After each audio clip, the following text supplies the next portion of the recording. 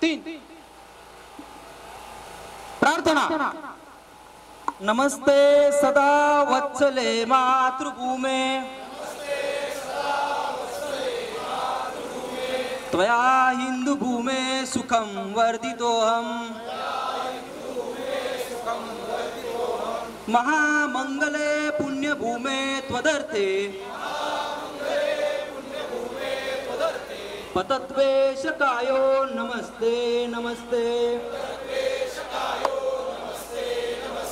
प्रभं त्वदीयाय कार्याय बद्धाकदीयं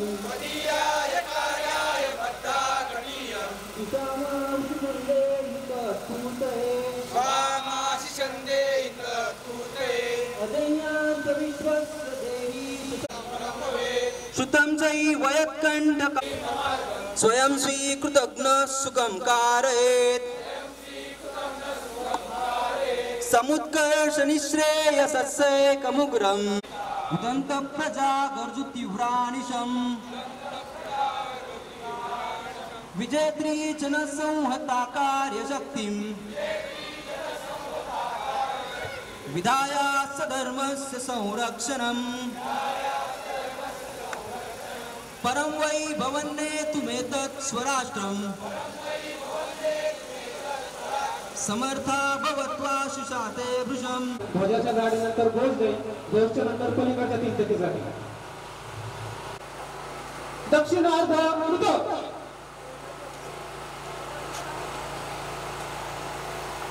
स्कंद दक्षिण वाम मृत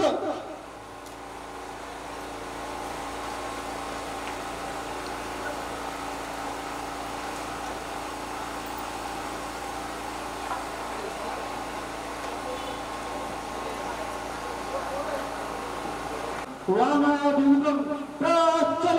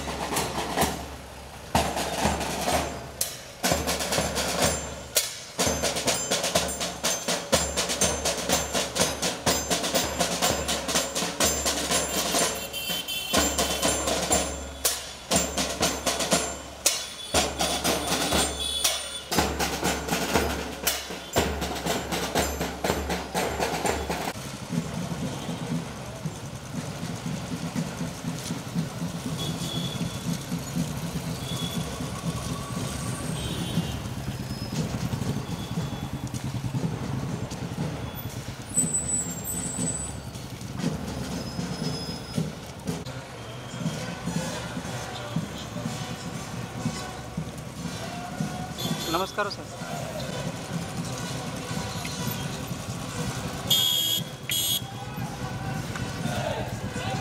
कायदेशीर सल्लागार पत्रकार ॲडव्होकेट श्री विराजी शेटेसाहेब आणि संस्थेचे कायदेशीर सल्लागार ॲडव्होकेट श्री सर्वांचं बरोबर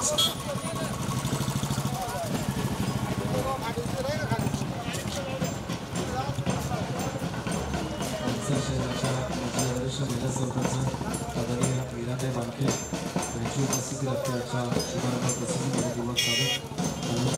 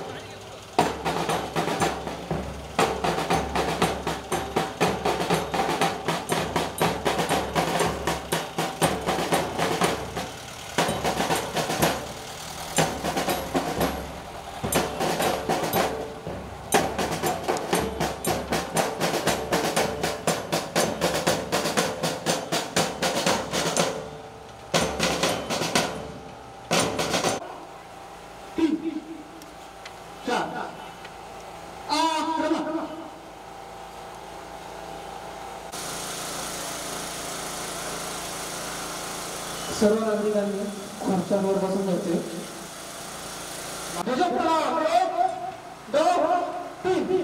संघ वीर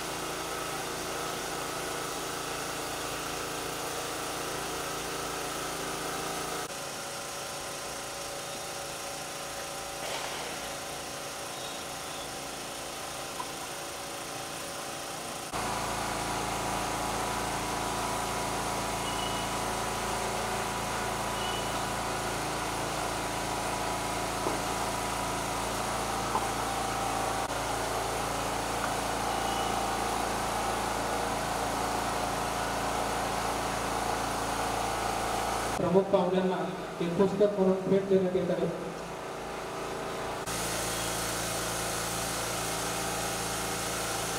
अमृत वैयक्तिक गीत होईल. पाहुण्यांचे मनोगत व्यक्त केले जातील. वक्त्यांचे बहुतेक होईल. प्रार्थना होईल. कार्यक्रमाची सांगतो होईल. त्याच्यानंतर सांगितले होईल.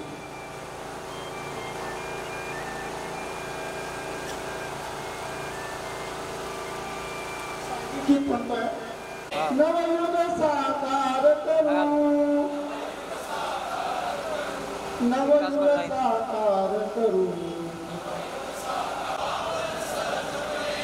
मनातील संदेहाना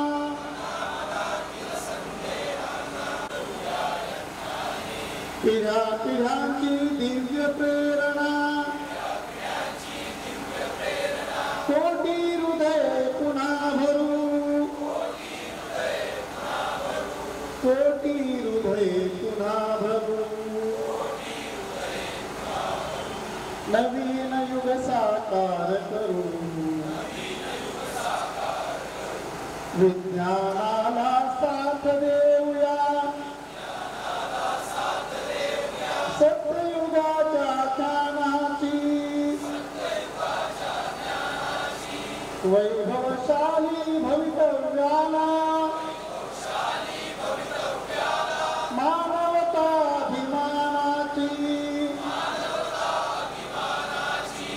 युद्धाची नवगत वादे,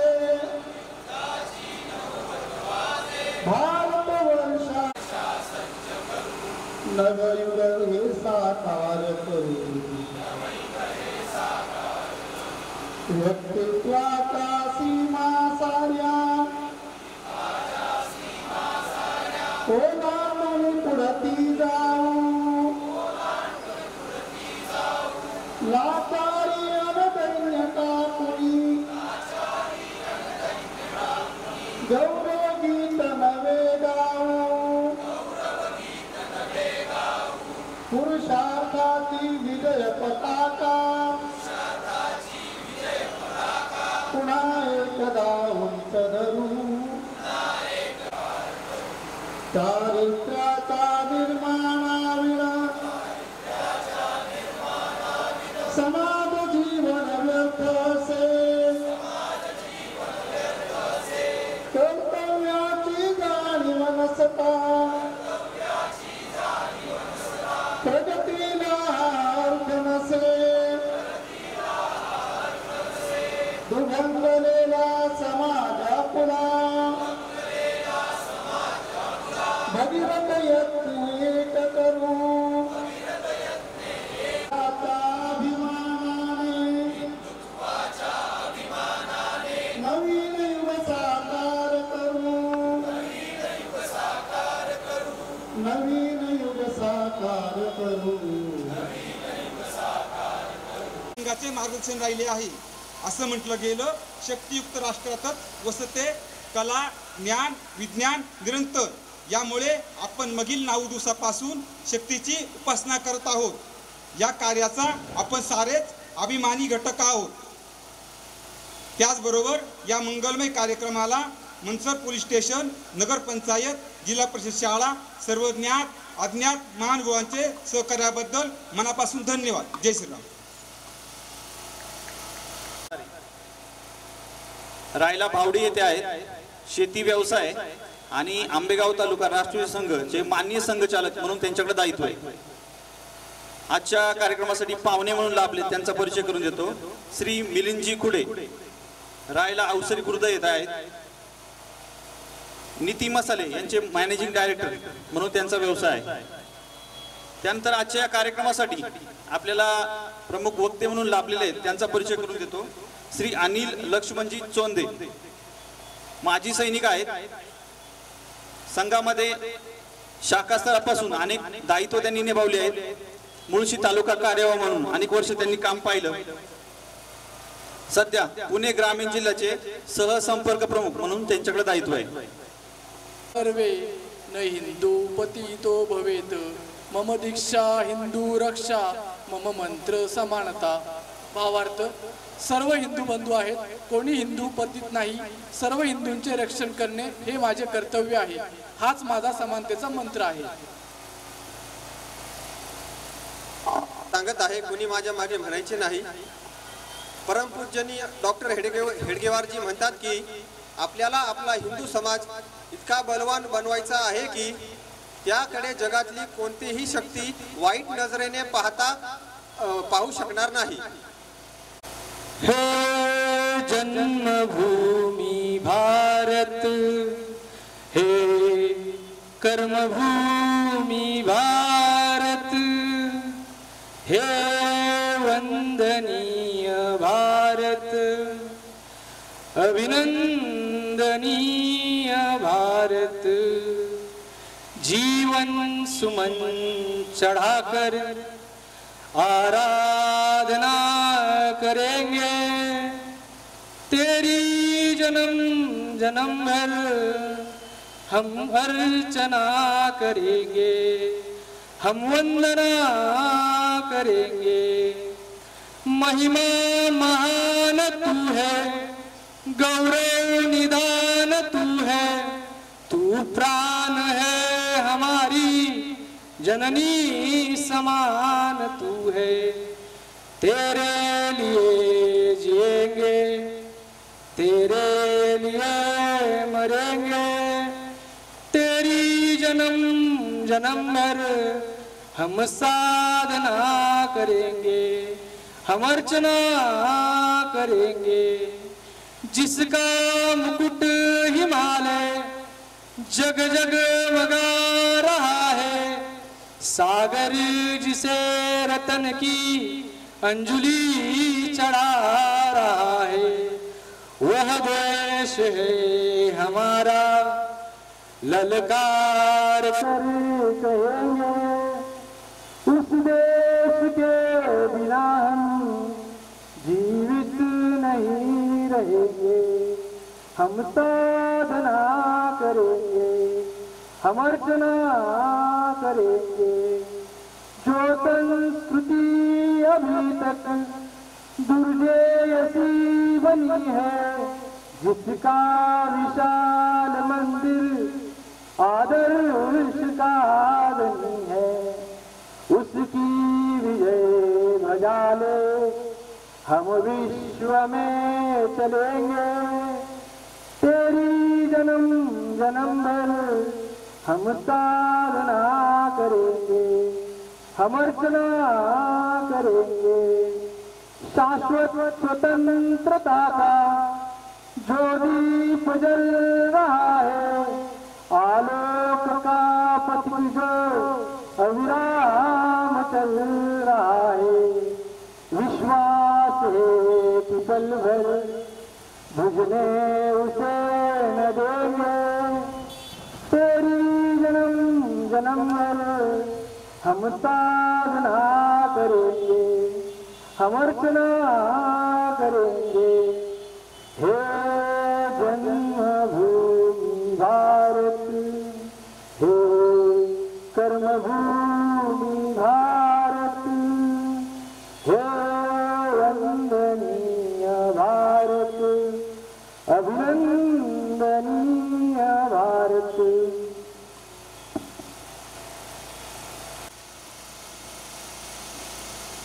व्यासपीठावर उपस्थित असलेले आंबेगाव तालुक्याचे माननीय संघचालक संजयजी बाजारे, त्याचबरोबर आजच्या या विजयादशमीच्या कार्यक्रमाला प्रमुख पाहुणे म्हणून लाभलेले श्री मिलिंदजी खुडे, जे नीती मसाले अशी त्यांची कंपनी आहे, त्याचे ते डायरेक्टर आहेत. त्याचबरोबर समोर नसलेले माझ्या माता भगिनी, नागरिक, सदरक्षणाय खलनिग्रहणाय अशी जी सातत्याने ड्युटी करतात असे आमचे पोलीस बंधू आणि माझ्या सर्व स्वयंसेवक बंधूंनो, आजचा हा उत्सव विजयाचा उत्सव आणि या विजयाच्या उत्सवाच्या प्रसंगी आनंदामध्ये उत्साहामध्ये नुकतेच आपण मंचर शहरामध्ये संचलन करून थाटामाटामध्ये छातीवर काढून भगवा ध्वज घेऊन मिरवत आपण इथपर्यंत आलो. या उत्सवाची आपण वर्षातून एकदा वाट पाहत असतो स्वयंसेवक, की कधी मी संचलनाला जातो, गुरु पौर्णिमेला जातो. असे दोन उत्सव आहेत की जे कधी कोणताही स्वयंसेवक टाळत नाही. अशा प्रकारच्या या कार्यक्रमाला आपण सगळे जमलेलो आहोत. या देवी सर्व भूतेषु शक्ती रूपेण संस्थिता, नमस्तस्ये नमस्तस्ये नमो नमः. हा उत्सव आहे विजयाचं प्रतीक. आपल्याला माहिती आहे दसरा हा सण का साजरा केला जातो. आपली जी आराध्य देवता आई भवानी दुर्गा देवी, तिच्या या अष्टभुजा या रूपाने महिषासुर नावाच्या राक्षसाचा वध केला. हे 10 दिवस तुंबळ युद्ध झालं आणि या 10 दिवसामध्ये त्या राक्षसाचा वध करून दसऱ्याच्या दिवशी म्हणजे आजच्या दिवशी त्याचा वध झालेला आहे. समाजाला, सर्व जनतेला त्याच्या त्रासातून मुक्त केलेला आहे. म्हणजे वाईटावर चांगल्याचा विजय, असत्यावर सत्याचा विजय, असा प्रतीक असलेला हा उत्सव. या दिवशी आपण सर्वजण शमी वृक्ष म्हणजे आपट्याची पानं देखील आपण लुटतो. गावोगावी खेडोपाडी कार्यक्रम होतात, पालखी जाते आणि तो आपट्याच्या पानांची लूट करून आपण प्रत्येक बंधूंना गावातील रामराम म्हणून गळा भेट करून प्रत्येकाला सोनं देतो. अशी आपली ही परंपरा. ही परंपरा का निर्माण झाली. पैठण नगरामध्ये एक देवदत्त नावाचा एक व्यक्ती राहत होता. त्याच्या मुलाचं नाव कौत्स. आणि तो कौत्स त्याला आश्रमामध्ये वरतंतू ऋषीच्या आश्रमामध्ये शिक्षणासाठी पाठवलं. 14 विद्या ग्रहण केल्या. गुरुपौर्णिमेचा दिवस होता. तो कौत्स गुरूंना म्हणाला, आता तुम्हाला गुरुजी काय गुरुदक्षिणा देऊ? गुरुजी म्हटले, मला काही नको गुरुदक्षिणा. नाही म्हटलं, मी तुम्हाला गुरुदक्षिणा देणार, ती आपली परंपरा आहे. ज्ञान दिलंय तुम्ही आम्हाला. मग गुरुजी म्हणतात, ठीक आहे, तुझा आग्रहच आहे तर मला 14 कोटी सुवर्ण मोहर आणून दे. 14 विद्या शिकवल्या, मग 14 कोटी सुवर्ण मुद्रा आण. आता कौत्स म्हटलं, ठीक आहे, मला काही दिवस द्या. कौत्स तेथील जो दानशूर राजा होता रघुराजा त्यांच्याकडे गेले. कौत्स गेल्यानंतर म्हटलं की मला 14 कोटी सुवर्ण मुद्रा पाहिजे. आता ह्या 14 कोटी सुवर्ण मुद्रा त्यांच्याकडेही नव्हत्या. ते म्हटले, तू 3 दिवस दे मला. मग रघुराजा हा पराक्रमी देखील होता. आता त्यांनी शब्द दिलाय म्हणून त्यांनी इंद्रावर स्वारी करायचं ठरवलं. इंद्र घाबरला. इंद्राला बातमी मिळाली की काहीतरी गडबड होईल, आपण धोक्यात येऊ, त्याच्यापेक्षा याला सुवर्ण मुद्रा देऊन टाकू. म्हणून कुबेराला सांगून या दसऱ्याच्या दिवशी त्या शमी वृक्षावर, आपट्याच्या त्या झाडावर ते सगळ्या सुवर्ण मुद्रा त्यांनी दिल्या. वर्षाव केला त्यांचा. आणि मग त्या रघुराजांनी त्या सुवर्णमुद्रा त्या मुलाला दिल्या, कौत्साला दिल्या. कौत्साने त्या सुवर्णमुद्रा घेऊन ऋषींकडे गेले. ऋषी म्हटले, मला फक्त 14 कोटी तेवढे मागितले तेवढंच दे, बाकी तू घेऊन जा. बाकी करायचं काय? राजा पण घेणार. राजा म्हटला, मी तुला दान दिले, आता तू काय करायचं ते कर.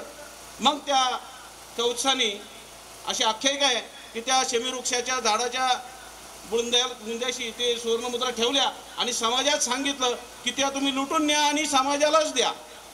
तेव्हापासून आपल्याकडे ती परंपरा निर्माण झाली की सुवर्णाचं जे काही आपण सुवर्ण समजून आपट्याचं जे झाडाचं पान घेतो आणि ते प्रतिकात्मक सोनं आपण सर्वांना देतो. आपण आपल्या खिशात ठेवत नाही. ही आपली परंपरा आहे. म्हणजे आपल्याला स्वार्थ शिकवला का? तर नाही, आपल्याला परमार्थ शिकवलाय, निस्वार्थपणा शिकवलाय की समाजात जायचंय आणि द्यायचंय. ही समाजाला एकसंध ठेवण्याची परंपरा ही त्या काळापासून चालू झाली. आणखीन काय सांगता येईल?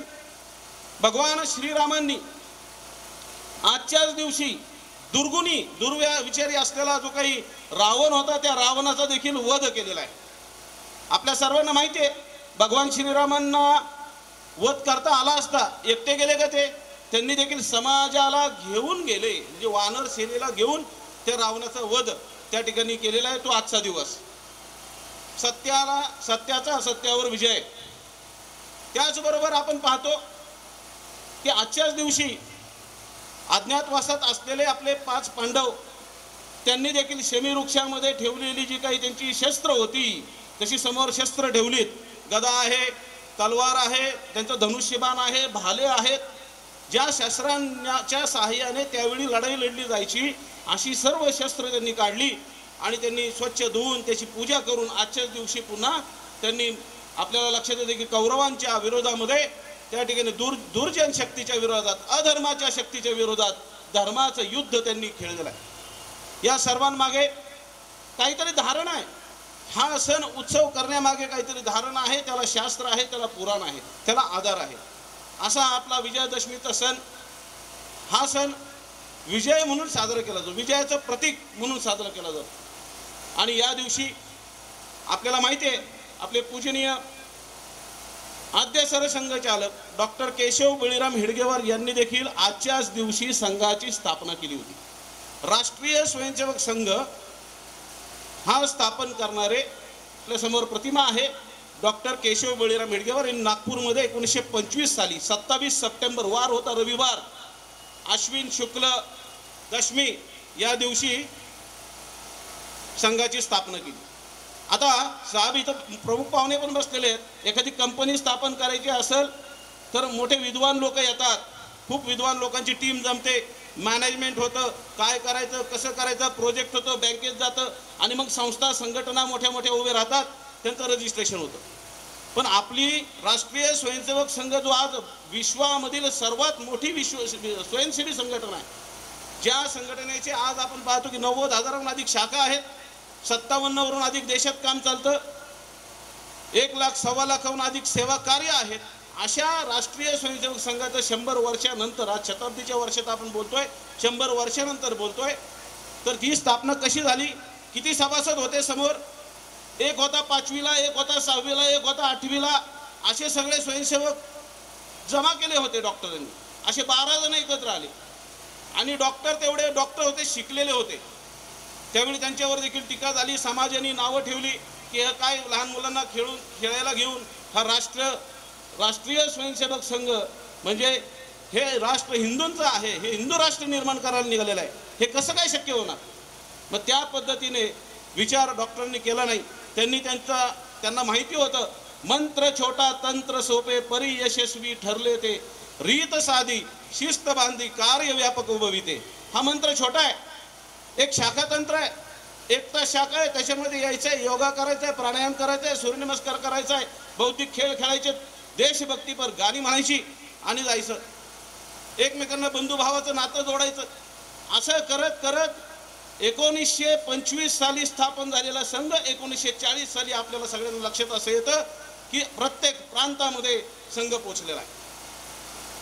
या राष्ट्रीय स्वयंसेवक संघाला पुढे नेण्याचं काम द्वितीय सरसंघचालक माधव सदाशिव गोळवळकर गुरुजी यांनी केलं आहे. ज्यावेळी बनारस विद्यापीठामध्ये हिंदू विश्वविद्यापीठामध्ये बनारसच्या डॉक्टर गेले होते, तिथं गुरुजींची भेट झाली. त्यांचा परिचय झाला आणि मग नंतर त्यांना संघ कार्यात आणून डॉक्टरांना पुढचा जो वारसा आहे तो सापडला आणि गुरुजींनी अतिशय चांगल्या प्रकारे पुढे संघाला एक दिशा दिली. प्रत्येक सरसंघचालक त्यांच्या संघाच्या तत्वानुसार चांगल्याचा विचार करून योग्य तो निर्णय घेऊन योग्य ती दिशा देऊन हा संघ वाढत राहिला, वर्धिष्णू राहिला. आणि आज आपण 100 वर्षानंतर ज्यावेळी आपण विचार करतो, थोडंसं मागे बघितलं तर संघाला देखील खूप संघर्ष करावा लागलेला आहे, खूप संघर्ष करावा लागला. कार्यकर्त्यांना कायम अनियमित छळ झालेला आहे. ज्यावेळी स्वतंत्र पूर्व भारतात सुद्धा म्हणजे संघाची स्थापना ज्यावेळी झाली त्याच्यानंतर सुद्धा अनेक वेळा टीका झालेल्या आहेत.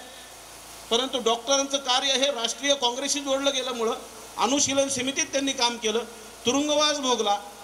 भारताच्या स्वातंत्र्यासाठी देखील त्यांनी त्यांचं जीवन सुद्धा त्या ठिकाणी दिलेलं आहे. परंतु हे स्वातंत्र्य कायम आपण पारतंत्र्यात जातो आहोत याचं चिंतन डॉक्टरांनी केलं. ती परिस्थिती अशी होती की ब्रिटिश जाणारच होते. जो काळ असा होता की त्यावेळी ब्रिटिशांना भारत देश सोडणं भागच होतं. ज्यांनी 150 वर्ष राज्य केलं, फक्त ब्रिटिशांनीच राज्य केलं का? तर नाही. त्याच्या आधी आपल्याला लक्षात असं येतं, आपल्या देशावर प्रत्येक बाहेरच्या परकीय आक्रमणांनी राज्य केलेलं आहे. यायचं, आपल्याला लुटायचं आणि निघून जायचं. ही हिंदू संस्कृती, ही सहिष्णू संस्कृती आहे. अतिथी देवो भव. आपल्याकडे येणारे आपण प्रत्येक व्यक्तीला मान देतो, सन्मान देतो. हे आपल्या रक्तात आहे आणि त्याचाच गैरफायदा घेऊन आपल्या देशामध्ये शक आले, हून आले, यवन आले, अनेक प्रकारची आक्रमणं झाली. सिकंदर जो म्हणतो, तो सिकंदर जो जगज्जेता तो भारतात येऊन परतून गेला. म्हणजे आपल्या देशातले राजे सुद्धा पराक्रमी होते, पण आपले राजे कसे लढायचे? एकटा राजा लढायचे. आपले सगळे राजे जर पाहिले तर ते सगळे स्वतंत्र होते, राज्य होती वेगवेगळी. भारत हा देश असा आहे की जो काश्मीरपासून ते कन्याकुमारीपर्यंत, लंकापर्यंत अखंड भारत जर पाहिला तर तो अफगाणपासून ते पूर्ण आपण म्हणतो म्यानमार, ब्रह्मदेश सुद्धा आपला होता. म्हणजे इथपर्यंत आपला हा संबंध, हिंदू संस्कृती असलेला हा आपला देश, प्रदेश, ही संपूर्ण रामकृष्ण आणि शिवाची असलेली भूमी. या रामकृष्ण आणि शिवाच्या भूमीमध्ये यायचं, त्यांचे विचार जुळवायचे, आपले विचार मोडायचे आणि आपल्याला लुटून न्यायचं, अशी परिस्थिती सतत होत होती. ती एकदा दोनदा नव्हे, अनेकदा प्रसंग असे उद्भवले. अगदी अलीकडे छत्रपती शिवाजी महाराजांना सुद्धा त्यासाठी स्वराज्यासाठी लढावं लागलं. हे हिंदवी स्वराज्य व्हावे ही श्रींची इच्छा म्हणून ते म्हणायचे. आणि त्यांनी जगदंबाच्या आशीर्वादाने आपल्याला माहिती आहे की 5 पातशाह्या सभोवती असताना सुद्धा महाराजांनी स्वराज्य घडवलं. म्हणून आज आपण या ठिकाणी आहोत. अशा या सर्व परिस्थितीची जाणीव डॉक्टरांना होती. डॉक्टरांनी विचार केला की हे होतंय काय, ह्याच्यामध्ये एक त्रुटी आहे. काय त्रुटी आहे? एक संध भाव नाही, एकजुटता नाही, ध्येय नाही, राष्ट्रप्रेम नाही. हे आपलं राष्ट्र आहे, हा आपला बंधू आहे, जरी त्याची भाषा वेगळी भिन्न असली तरी सुद्धा तो आपला बंधू आहे. जाती जातींमध्ये सगळे विभागलेले आहेत. या अशा सगळ्या परिस्थितीचा तोडा फोडा आणि राज्य करा या नीतीने चालत असलेले हे परकीय आक्रमण ही झुडकारून लावायची असतील आणि पुन्हा पारतंत्र्यात जायचं नसेल, बघा, पुन्हा पारतंत्र्यात जायचं नसेल तर या समाजाला एक केलं पाहिजे, हिंदू समाजाला एक केलं पाहिजे. म्हणून करता त्यांनी ही सिस्टीम लागली, एक कार्यपद्धती विकसित केली, त्यालाच म्हणायचं शाखा. आणि या शाखांमधून कार्यकर्ते घडले, कार्यकर्ते घडतात, निर्माण होतात आणि मग जाऊन विविध ठिकाणी काम करतात, सेवा करतात. आपल्याकडे विश्व हिंदू परिषद सुद्धा आहे, बजरंग दल आहे, भारतीय मजदूर संघ आहे, त्याचबरोबर राजकीय संघटना आहेत, त्याचबरोबर इतरही काही वनवासी कल्याण आश्रम सारखी संस्था आहे की जी जनजाती भागात जाऊन काम करते. अशा भरपूर संघटना आहेत. क्रीडा भारती, सेवा भारती, संस्कार भारती, जेवढी नावं घेता येतील ती यादी संपणार नाही. एवढ्या मोठ्या संस्था संघटना कार्य आपले करत असतात. एकल विद्यालय आहेत. ही सर्व जी काही निर्मिती झाली ही या शाखा या तंत्राच्या माध्यमातून झाली. शाखेमध्ये आपला कार्यकर्ता घडतो, एक व्यक्तिमत्व विकास होतो, चांगल्या कॅरेक्टरचा एक शुद्ध आणि चांगला नागरिक तयार होतो की जो राष्ट्रप्रेमाने ओतप्रोत असतो आणि तो जाऊन समाजात काम करतो, तो निस्वार्थपणे काम करतो, त्याच्यावर स्वयंसेवकावर डोळे झाकून आपण विश्वास ठेवून काम करतो. या पद्धतीची प्रतिमा, एक व्यक्ती निर्माणाचं काम राष्ट्रीय स्वयंसेवक संघाच्या शाखेत डॉक्टर केशव बळीराम हेडगेवार यांच्या मार्गदर्शनाने, त्यांच्या आदराने आपण या ठिकाणी करतो आहोत. हे सर्व कार्य होत होत आज 100 वर्षानंतरचा जर शताब्दी नंतरचा विचार केला तर या शताब्दी वर्षामध्ये आपल्याला असं लक्षात येतं की खूप आव्हानं आहेत. आजही आव्हानं संपलीत का हो? नाही संपलेली. मधली आव्हानं खूप होती. ती आव्हानं पेलत पेलत म्हणजे संघावर 3 वेळा बंदी सुद्धा आली, तुरुंगवास भोगावा लागला, विनाकारण आरोप झाले. ते सर्वांचं खंडन करत आपले कार्यकर्ते उभे राहिले, संघ उभा राहिला. आपल्याला माहिती आहे श्रीराम मंदिर आंदोलन सुद्धा यशस्वीरित्या पूर्ण झालं आणि 22 जानेवारीला रामलल्ला त्या ठिकाणी प्राणप्रतिष्ठापना अयोध्येमध्ये झाली. तिची आनंदाची बातमी. हा देश हिंदूंचा आहे, हा हिंदू राष्ट्र आहे हे म्हणणारे डॉक्टर केशव बळीराम हेडगेवार त्यांनी समाजाला जागृत केलं. कारण त्यावेळेचे आद्य नागरिक, त्यावेळेचे केंद्रीय मंत्री सुद्धा म्हणायचे मला गाढव म्हणा पण हिंदू म्हणू नका. अशी असणारी जी काही मानसिकता ती झुडकारून लावून एक हिंदुत्वाचा भाव जागरण आपल्या राष्ट्रीय स्वयंसेवक संघाच्या माध्यमातून सर्वांमध्ये जागृत केलेलं दिसून येतं. हिंदू म्हणजे काय? हा हिंदू धर्म हा एक मानव धर्म आहे. माणसाने माणसाबरोबर चांगल्या पद्धतीने कसं राहावं याची नीतिमत्ता ही सगळी हिंदू संस्कृतीमध्ये दिसून येते. तीच नीतिमत्ता, तीच मूल्य आपण आपल्या शेजारी पाजारी, आपल्या गावात, आपल्या नगरात, आपल्या तालुक्यात, आपल्या आसपास आपण प्रसार करीत असतो. या सगळ्यांमध्ये महत्त्वाचा भाग आहे. तो भाग म्हणजे काय? बंधुभाव. हा बंधुभाव टिकावा म्हणून आपण सर्वांनी काम करायचं. हे काम करत असताना आपल्याला पुढच्या या शताब्दी वर्षात, येणाऱ्या आगामी वर्षांमध्ये जी आव्हानं आहेत ती आव्हानं कोणती कोणती आहेत, समाजातल्या समस्या कोणत्या कोणत्या आहेत. समाजामध्ये अनेक प्रकारच्या समस्या आहेत. आज आपण पाहतो वैफल्यग्रस्त समाज आहे. कुटुंबांमध्ये वाद आहेत, भाऊ भावाशी बोलत नाही, बांधावरून अनेक वर्ष कोर्टामध्ये जातो हिंदू बंधू आपला की जो वाद करत राहतो. कधी कधी नवरा बायकोचं पटत नाही, कधी आईचं मुलाचं पटत नाही, मुलाचं वडिलांचं पटत नाही. असे कुटुंबामध्ये असणारे काही वैचारिक मतभेद सुद्धा आपल्याला लक्षात येतात. ही स्थिती सुधारण्यासाठी राष्ट्रीय स्वयंसेवक संघामध्ये एक गतिविधी आहे कुटुंब प्रबोधन. आणि शताब्दी वर्षामध्ये सुद्धा या कुटुंब प्रबोधनाचं कार्य आपल्याला समाजात न्यायचं आहे. कुटुंब प्रबोधन म्हणजे कुटुंब कसं असावं, हिंदू कुटुंब कसं असलं पाहिजे, एकत्रित कुटुंब असावं. त्याच्यामध्ये 4 भ आपण सांगतो. एकत्रित भोजन, एकत्रित जेवण केलं पाहिजे. संध्याकाळी एकटेच जेवतायत माता भगिनी असं नको, दोघांनी चौघांनी सर्वांनी एकत्र जेवलं पाहिजे. एकत्रित भाषण झालं पाहिजे. म्हणजे काय, तुमचा संवाद झाला पाहिजे. जर भाषणच नाही झालं, तिसरा माणूस येऊन आपले कान भरून जातो आणि आपण विवाद करत राहतो. त्यामुळे आपला आपल्यामध्ये विश्वास असावा, भाषण झालं पाहिजे, एकत्रित भजन झालं पाहिजे. भजन म्हणजे एकदा तरी आपण भजन कीर्तन केलं पाहिजे, जाऊन महिन्याला कुठंतरी देवळात गेलो पाहिजे, सत्संग जॉईन केला पाहिजे. अशा पद्धतीने चांगल्या विचारासाठी भजन केलं पाहिजे आणि एकत्रित भ्रमण पण केलं पाहिजे. म्हणजे फिरायला जाताना एकत्रित फिरायला कुटुंब सहकुटुंब गेलो पाहिजे, म्हणजे कुटुंब व्यवस्था आपली बळकट होईल. त्याचबरोबर असं जे कुटुंब, नेरे म्हणून गाव आहे जिथे आमचे मित्र आहेत कैलासजी जाधव, तुम्ही नाव ऐकलं असेल तर त्यांचं उदाहरण सांगता येईल. अतिशय चांगलं कुटुंब, विखुरलेलं होतं, 4 भाऊ, पण त्या बारक्या भावाने त्या सर्वांना एकत्र केलं आणि त्यांच्या 100 ते 150 आतापर्यंत म्हशी आहेत, मोठा गोठा आहे, मोठी शेती आहे आणि सर्व कुटुंब एक ठिकाणी आणलं. इस्रायल धर्तीवर त्यांनी किचन उभं केलं. म्हणजे आपण जसं आता समजा 15 कुटुंब एकत्र आली, 15 किचन निर्माण होण्याऐवजी 2च किचनमध्ये 2च स्वयंपाकघरात स्वयंपाक सगळ्यांचं होतं. हे 2 महिला सगळ्यांचा स्वयंपाक करतात, बाकी सर्वजण त्यांची कामं ठरवून दिलीत ती कामं करतात. त्यांच्या घरामध्ये मुलांचं सुद्धा प्लॅन केलेला आहे की मुलांनी कधी कोणतं शिक्षण घ्यायचं आहे, त्यांनी कशा पद्धतीने पुढं त्यांचं पदवी कधी घ्यायची, त्याला कोणता कोर्स करायचा, त्याचं लग्न कधी करायचं, इथपर्यंत त्यांचं नियोजन आणि एक्झिक्युशन आहे. एक शिकण्यासारखी व्यवस्था आहे. 80 ते 100 जणांची फॅमिली आहे. महिन्यातून एकदा प्रवचन करतात, हरिभक्त पारायण कीर्तनकार बोलवतात आणि महिन्यातून एकदा त्यांच्या त्या ठिकाणी प्रवचन होतं. एक कुटुंब कसं असावं, एकत्रित कुटुंबाची ताकद ही समाजामध्ये आणि देशाला, समाजाला तर बळकट करतेच पण देशाला सुद्धा बळकट करते. त्यामुळं कुटुंब प्रबोधन आपल्या राष्ट्रीय स्वयंसेवक संघामध्ये अतिशय महत्त्वाचा असा विषय येणाऱ्या शताब्दी वर्षामध्ये आपल्याला पुढे न्यायचा आहे. सामाजिक समरसता म्हणजे जातीयवाद जो काही चालत आलेला आहे, हा जातीयवाद आपल्याकडे पूर्वी होता का? आपल्याकडे खूप प्रथा नव्हतीच. आपल्यामध्ये घुंगट प्रथा होती का कधी? आज माता भगिनी या ठिकाणी आहेत, महिलांचा सन्मान आपल्याकडे केला गेलेला आहे. आज आपण माता असंच स्त्रीला म्हणतो.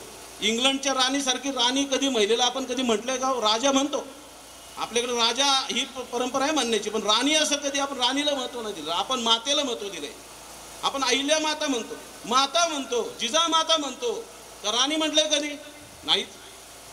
इंग्लंडमध्ये किंवा तिकडली परंपरा स्त्री हे उपभोगाचं साधन आहे. अन्य धर्मांमध्ये त्यांच्यामध्ये महिलेला महत्त्व नाहीच आहे. पण आपल्या हिंदू परंपरेमध्ये आपल्या कोणत्याही देवीची तुम्ही मूर्ती पहा, तिला घुंगट आहे का? नाही आहे. म्हणजे पूर्वी हे प्रथा होत्या का? ही नव्हत्या. आपल्या देशाची ही सनातन संस्कृती आजची नाही आहे. रामायण महाभारत पाहिलं लाखो वर्षांपूर्वी या ठिकाणी आपल्याकडे हे सर्व घडून गेलेलं आहे. हजारो वर्षांपूर्वी, 10,000 वर्षापूर्वीपासूनचा इतिहास महाभारताचा वगैरे सांगता येईल. आणि तेव्हापासून आलेले या परंपरेमध्ये कुठेही जातीय भेद नव्हता. कोणत्याही प्रकारचे कोणत्याही ग्रंथांमध्ये त्याचा उल्लेख दिसत नाही आणि तसं व्यवहारातही नाही. अनेक ठिकाणी तर आमच्याकडे तर आज दसऱ्याला म्हणजे काही विशिष्ट म्हणजे महारांना मान दिलेला आहे. अशा ठिकाणी म्हणजे महार जातीचा म्हणून मान नाही, त्याला जातीचं बघितलंच जात नाही. गावागावांमध्ये प्रथा आहे, तो मान असतो, दहीहंडीला मान दिला जातो. अशा ह्या परंपरेने चालत आल्या ज्या काही आपल्याकडं समरसता आहे ती होती, ती बिघडली कुठं? ती बिघडली कुठं? ज्यावेळी आपल्या देशामध्ये तुम्हाला लक्षात येईल 1400 वर्षापूर्वी इस्लामी राजवटी आल्या. म्हणजे मुघलांचं आक्रमण हे आत्ता नाही आलेलं, ते 1200-1400 वर्षांपूर्वी लोक आली. 400 वर्षांपूर्वी इंग्रज आले. म्हणजे ख्रिश्चन कधी आले? ही ख्रिश्चन संस्कृती आपल्याकडे नव्हती, ती आता 400 वर्षांपूर्वी आपल्याकडे आली. तेव्हा आपल्याला माहीत झालं चर्च आणि या सगळ्या गोष्टी जे धर्मांतरण वगैरे चालू आहेत ते आता हे कामं करायला लागले. हे आपल्या जे काही परंपरा आहेत, ह्या सनातन आहेत, ह्या परंपरा ह्या पुरातन काळापासून चाललेल्या आहेत. त्याच्यामध्ये कोणत्याही प्रकारची आपण त्याच्यामध्ये कोणत्याही प्रकारचं नावं ठेवण्यासारखं असं काही नव्हतं.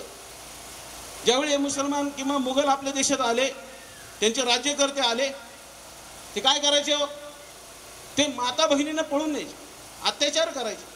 म्हणून उत्तर भारतात आजही बघा लग्न कधी होतात? दिवसा होतात का?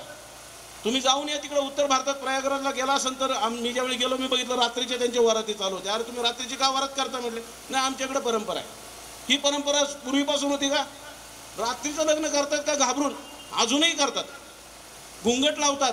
सती प्रथा का आली? कारण त्या सतीला, त्या महिलेला नंतर जे काही दुराचार होऊ नये, तिच्यावर अत्याचार होऊ नये म्हणून तिला तू बाई तुझ्या नवऱ्याबरोबरच निघून जा, अशी काही त्यावेळची परंपरा. आणि ह्या नंतर ह्या रूढी पडत गेल्या, त्या वाढत गेल्या आणि नंतर परत पुन्हा आपल्या लक्षात असं येते की याच्यावर समाज सुधारकांनी काम केलेलं आहे. म्हणजे अलीकडे इंग्रजांच्या काळामध्ये ज्यावेळी जायचा काळ आला तेव्हा अनेक समाज सुधारक, न्यायमूर्ती रानडे असतील, महात्मा फुले असतील, डॉक्टर बाबासाहेब आंबेडकर असतील, या सर्वांनी अतिशय चांगलं काम केलेलं आहे. म्हणजे या समाजसुधारकांनी पुन्हा समाजामध्ये नवचैतन्य फुलवलं आणि ह्या सगळ्या प्रथा रूढी बंद केल्या. काही लोकांनी जाणीवपूर्वक त्यांच्या स्वार्थासाठी चालू ठेवलेल्या या प्रथा. आणि असतंच, प्रत्येक समाजात चांगले वाईट लोक असतात, त्या पद्धतीचं हे झालं. परंतु हा समरस समाज करायचा, समरसता आणायची, एक स्मशान, एक पाणवठा आणि एक मंदिर, असं मोहनजींनी म्हटलंय की एक पाणवठा, एक स्मशान आणि एक मंदिर असावं प्रत्येक गावामध्ये. कुणालाही कुठेही जायचं मज्जाव नसावा, सर्वांना समान लेखलं जावं. अशा पद्धतीने समरसता हे एक शताब्दी वर्षानिमित्ताने परिवर्तनाचे बिंदू सांगतोय. कारण परिवर्तन करायचं आहे, समाजामध्ये परिवर्तन करायचं आहे, हे जे आपण सातत्याने बोलतो. मग काय परिवर्तन झालं पाहिजे आणि का झालं पाहिजे? कारण भारताला विश्वगुरुपदी न्यायचं आहे. विश्वगुरुपदी का न्यायचं? आपल्याला मोठी अशी शक्ती मिळवायची का? नाही, तर एक जगाला चांगलं मार्गदर्शन करायचं आहे. आणि हा देश पूर्वी विश्वगुरूच होता. नालंदा विद्यापीठ, त्याच्यानंतर आपण पाहतो तक्षशिला विद्यापीठं होती की ज्या विश्वविद्यापीठं होती, अशी 57 विश्वविद्यापीठं भारतामध्ये होती, या भूमीमध्ये होती. ही भूमी देवांची आहे, ही भूमी ऋषींची आहे. इथं संशोधनं झालेली आहेत. 10,000 विद्यार्थी तक्षशिलेमध्ये शिकायचे, 10,000 विद्यार्थी नालंदामध्ये शिकायचे, विश्वातून यायचे. फक्त इथं नव्हते, ते बाहेरच्या देशातूनही इथं शिकायचे. 2-2 हजार त्या ठिकाणी शिक्षक असायचे. चाणक्यांसारखे त्यांचे ऋषी होते, शिकवणारे गुरु होते, आणि चंद्रगुप्तांसारखे शिष्य होते. अशी ही परंपरा. आणि या परंपरेमध्ये आपण कुठेतरी नंतर चुकत गेलो. काही स्वार्थ असेल, स्पर्धा असतील, या सगळ्यांच्या लालसेपोट्याने एक संध नसल्यामुळे, हिंदू समाज एक संध नसल्यामुळं ही परकीय आक्रमणं झाली आणि त्याला आपण बळी पडलेलो आहे. हे सगळं का सांगतोय? कारण आपल्याला पुन्हा ती स्थिती होऊ नये. आपल्याला पुन्हा भारताला विश्वगुरुपदी न्यायचं असेल तर आपल्या सर्वांना कंबर कसून काम करायची गरज आहे. हे फक्त भाषणातील मुद्दे नाहीत, हे प्रत्यक्ष काम करायचे, कृती करायचे मुद्दे आहेत. इथं बसलेल्या प्रत्येक स्वयंसेवकाने पुढच्या या 1 वर्षाच्या काळात, म्हणजे आज आपण बोलतोय विजयादशमीला, अश्विन शुक्ल दशमी 2025ला आपण बोलतो आहोत. 2026च्या दिवशी तुमच्यापैकी अनेकांनी सांगितलं पाहिजे की मी हे काम केलं. 100 वर्षाच्या या निमित्ताने मी एक विषय लावून त्याला अशा पद्धतीने रूप दिलं, एक टार्गेट ठेवून काम केलं, अनेक समाजातील लोकांना चांगलं घडवलंय. आणि हा संगमय असा समाज करण्याचं स्वप्न आहे. परमवैभवम नेतुमेतत् स्वराष्ट्रम, आपण प्रार्थनेत मागाशी म्हटलं. हे परमवैभव म्हणजेच काय? तर भारताला विश्वगुरुपदी न्यायचंय, हे परमवैभव प्राप्त करायचंय, हे आपलं स्वप्न असावं. आपलं स्वप्न, ही माता, या भारत मातेला हे स्वप्न पूर्ण करण्यासाठी आपलं किती कंटकाकीर्ण मार्ग आहे. पण ते कशाच्या आधारे होईल? धर्माच्या आधारे होईल. धर्म म्हणजेच हा हिंदू संस्कृतीचा आपला हिंदू धर्म. आणि या हिंदू धर्मातील मूल्य जी आपण समाजामध्ये सांगतो आहोत, त्यातला मी तुम्हाला समरसता हा विषय सांगितला. तिसरा आहे पर्यावरण. पर्यावरण म्हणजे काय? आपण पाहतो ग्लोबल वॉर्मिंगच्या समस्या आहेत. बिल्डिंग आता बांधायला लागल्या शहरामध्ये, झाडं तोडायला लागलेली आहेत. त्यासाठी आपण पेड, पाणी आणि प्लास्टिक, आपण म्हणतोय पेड, पाणी आणि प्लास्टिक. झाडं जगली पाहिजे, वाचली पाहिजे, आणि त्याच्यासाठी आपण प्रयत्न केला पाहिजे, वाढण्यासाठी पण प्रयत्न केला पाहिजे. एक वेळ खायला प्यायला नसेल तर माणूस जगेल, पण झाड नसेल तर जगेल का? झाड नसेल तर माणूस जगणार नाही, ऑक्सिजनच मिळणार नाही आपल्याला. काही दिवसानंतर, आता एवढा कोरोनाचा काळ गेला, आपण कोरोनाच्या काळात सुद्धा शिकलो नाही. या कोरोनाच्या काळात आपण फक्त विसरून गेलो जे काही मूल्य, त्यावेळी जी आपण स्वच्छता पाळायचो, जो डिस्टन्स ठेवायचो, सगळ्या गोष्टी करायचो. पण पुन्हा समाज विसरून गेला. 9,500 बांगड्या फुटल्यात आपल्या महाराष्ट्रामध्ये, तरी सुद्धा आपल्याला कोणत्याही प्रकारच्या आपल्या काही, म्हणजे आपल्या समाजाला त्याची जाणीव नाही आहे. ती जाणीव करून द्यायची आहे. अनेक माळींसारखी दुर्घटनामध्ये इथं झाली होती आपल्याच तालुक्यामध्ये. गणेश खानदेशी आपल्या तालुका कार्यवाह असताना आपल्या राष्ट्रीय स्वयंसेवक संघाच्या कार्यकर्त्यांनी 10 दिवस तिथं काम केलेलं आहे. दररोज, माहिती आहे, माळीन आतमध्ये, डिंब्याच्या आतमध्ये गाव आहे, आणि तिथून ते सगळे 150 लोक त्या ठिकाणी काढली गेली होती. मी स्वतः सुद्धा त्या मोहिमेमध्ये होतो, त्या कारवाई त्या अभियानामध्ये होतो. पण अतिशय दुःखद प्रसंग होता. म्हणजे हे सगळं का सांगतोय की ह्या प्रकारची संकट येत आहेत. नैसर्गिक आपत्ती म्हणजे आता जसं सोलापूरला सुद्धा बघतो आपण, पूर आलेला आहे. कोल्हापूरला पण असं 2 वर्षापूर्वी झालं होतं. अनेक ठिकाणी अनेक प्रकारचे प्रसंग येतात, नैसर्गिक आपत्ती होते. ही कशामुळे होते? पर्यावरण असंतुलन. पाऊस जास्त पडतो, कधी कमी पडतो, हिवाळा उन्हाळा या कोणत्याही ऋतूला काहीही महत्त्व आज राहिलेलं नाही. हे आपल्या चुका आहेत की जे आपल्या पुढच्या पिढीला भोगाव्या लागणार आहे. आपण तर भोगतोयच, पण पुढच्या पिढीला सुद्धा भोगावे लागेल. काही दिवसानंतर ऑक्सिजन विकत घ्यावा लागेल पुढच्या पिढीला, 2-3 पिढ्या. हे होऊ नये म्हणून पर्यावरणाचा समतोल राखला पाहिजे. पेड पाणी प्लास्टिक, पाण्याचा योग्य वापर. प्लास्टिक आपण जाळतो बऱ्याच वेळा, प्लास्टिक कधीच कुठंच जाळायचं नाही. सैनिकी शाळेमध्ये एक शिपाई रात्रभर ते प्लास्टिक जाळत होता, आपली राणी लक्ष्मीबाई सैनिकी शाळा. पण ते जाळत होता, जाळल्यानंतर रात्रीतून जाळलं, दुसऱ्या दिवशी दवाखान्यात नेलं, फुफ्फुसाचा आजार झाला, बिचारा प्राणाला मुकला.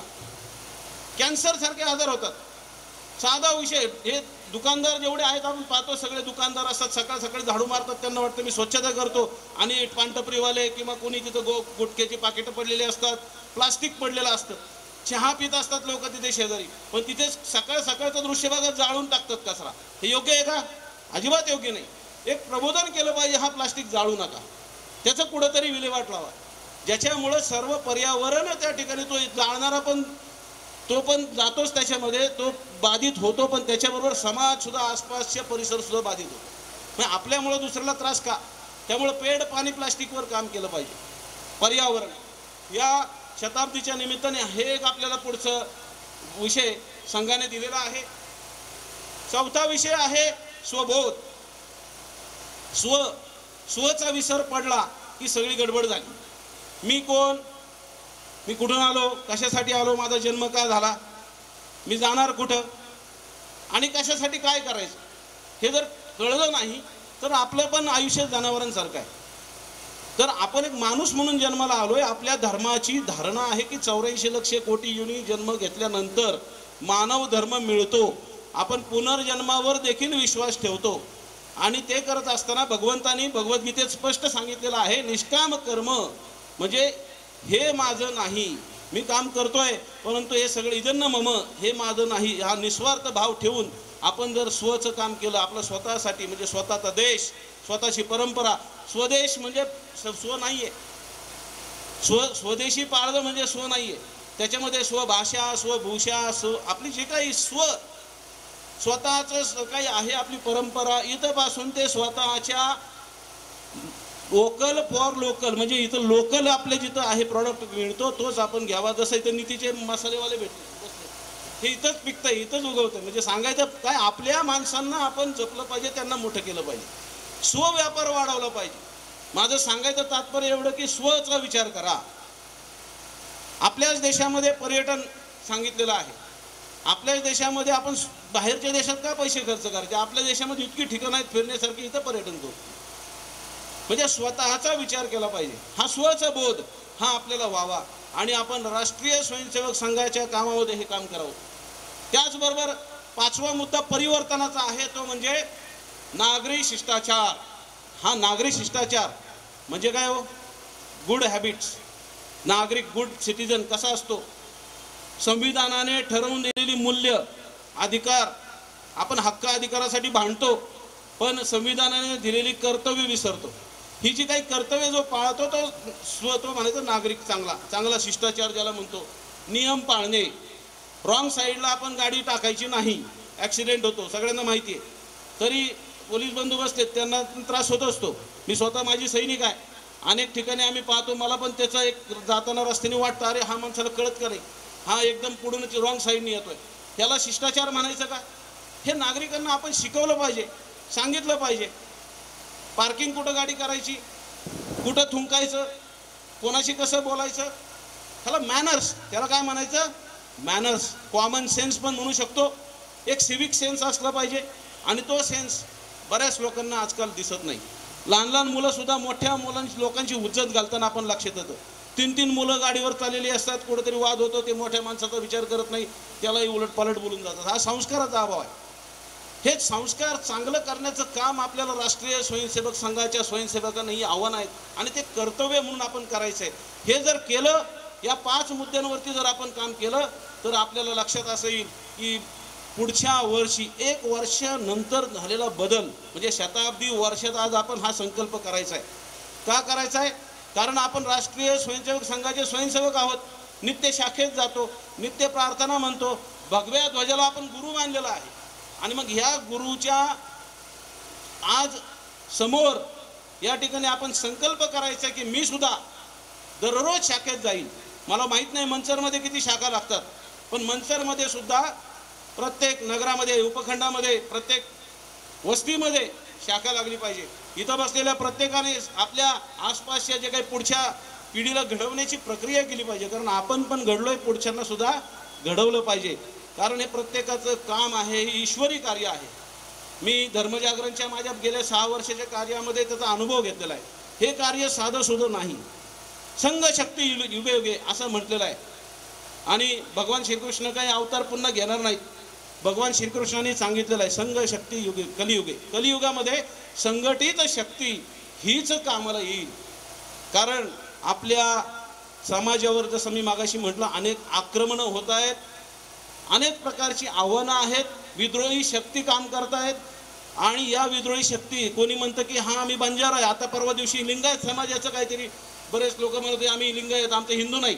आम्ही हिंदू नाही हा भाव हे अलगाववादी विचार पेरणारी काही लोक समाजकंटक या देशात काम करतात. जेएनयू सारख्या ठिकाणी आता आझादी कुठली मागता तुम्ही? आता आझादी मिळून आपल्याला झाली ना, आता 100 वर्ष होत आली आणि याच्यामध्ये तुम्ही आझादी मागता. या पद्धतीने जर विचार करणारी अलगाववादी जी काही लोक आहेत यांना अटकाव करायचा असेल तर सज्जन शक्तीला गोळा केलं पाहिजे, सज्जन शक्ती जागृत केली पाहिजे. आणि या परिवर्तनासाठी सज्जन शक्ती मिळविण्यासाठी मग तो सज्जन शक्तीमध्ये आपल्या ज्या संघामध्ये जे आले नाहीत अद्यापही, ज्यांना संघ माहीत नाही, अशा व्यक्तींना भेटलं पाहिजे, त्यांना संघात आणलं पाहिजे, संघाचे विचार सांगितले पाहिजे.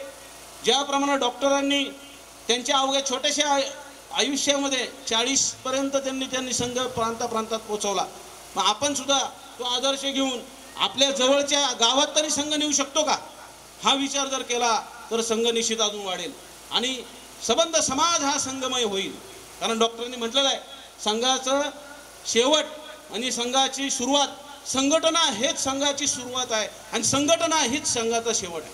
म्हणजे शेवट सुद्धा समाजाचं संघटन झालं पाहिजे. व्यक्ती जमवणी भवती जागृत करणे तया प्रती, मनात प्रीती हृदयी भक्ती सेवा करणे निस्वार्थी. असं हे कार्य आहे जे आपल्या सर्वांना याचा आज विडा उचलायचा आहे, चांगल्या कामाचा विडा उचलायचा आहे. आणि तो विडा इथं बसलेल्या प्रत्येकाने उचलायचा आहे, असा निर्धार करायचा आहे. आणि पुढच्या या 1 वर्षामध्ये मी विस्तारत गेलोय, पुढे तरी 15 दिवस राहिलोय, एखाद्या जवळच्या गावात 1 महिना राहिलोय, तिथे शाखा लावली आहे, तिथे एक विधायक काम केलंय. असं काम करणं आवश्यक आहे. बरेच लोक क्रीडामध्ये निपुण असतात, क्रीडा क्षेत्रामध्ये, वकिली क्षेत्रामध्ये, प्रशासकीय क्षेत्रामध्ये, व्यापारी क्षेत्रामध्ये, ही जी काही वैचारिक पण मंडळी आहेत, जशी पत्रकार आहेत, या सर्वांना भेटून आपण आपले विचार सांगितले पाहिजे. आणि हा विचार, चांगला विचार रुजवण्याचं कार्य जर आपण केलं तर या समाजामध्ये कोणीही दुःखी राहणार नाही, या देशामध्ये सर्व सुखी होतील. कारण या देशावर मी मागाशी जसं सांगितलं अनेक प्रकारची विषमता आहे, विषमता अजून आहे काही ठिकाणी.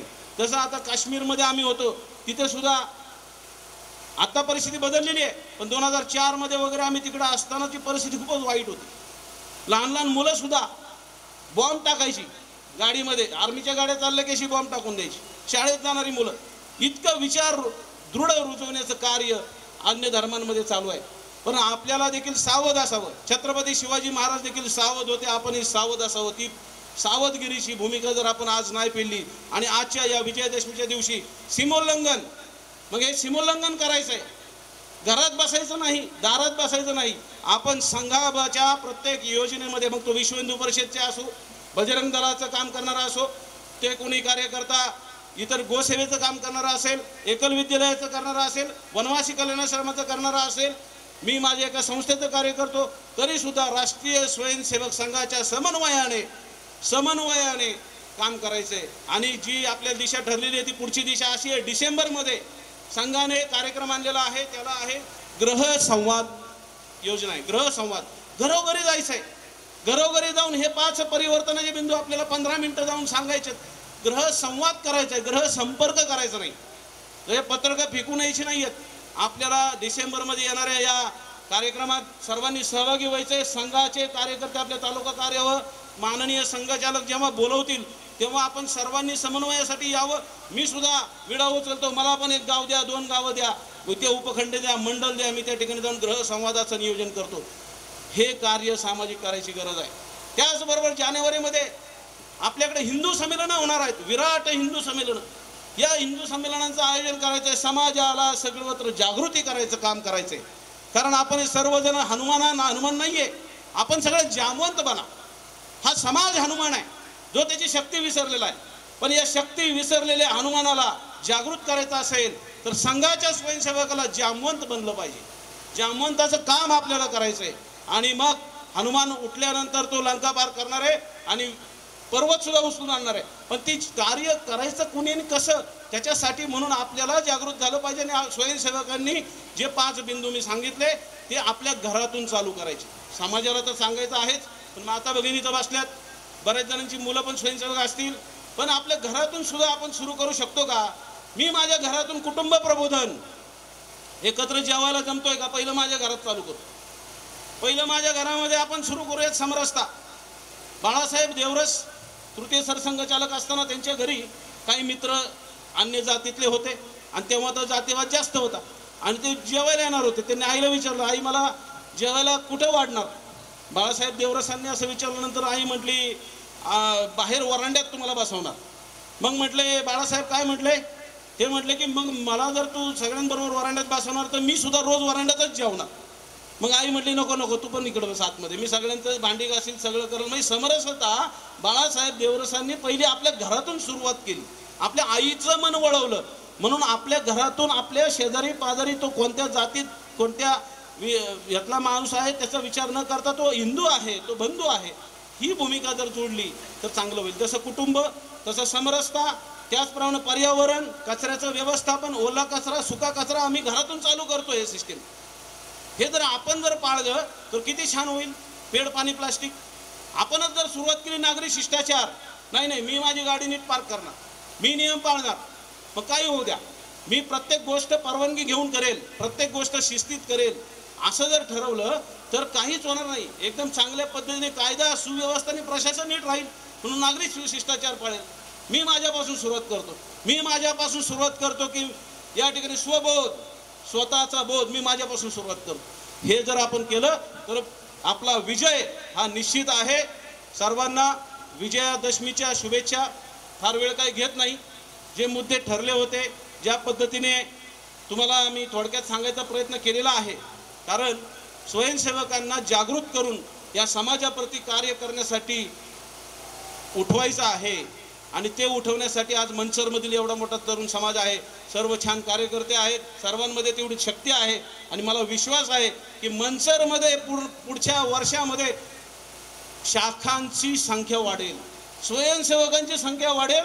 हे पुढच्या विजयादशमीला हा संकल्प पूर्ण झाला का नाही झाला ते आपण या ठिकाणी त्याचा विचार करूयात आणि ते आत्मचिंतन पण करूयात. या ठिकाणी मी थांबतो. सर्वांना विजयादशमीच्या पुन्हा एकदा शुभेच्छा आणि जय श्रीराम.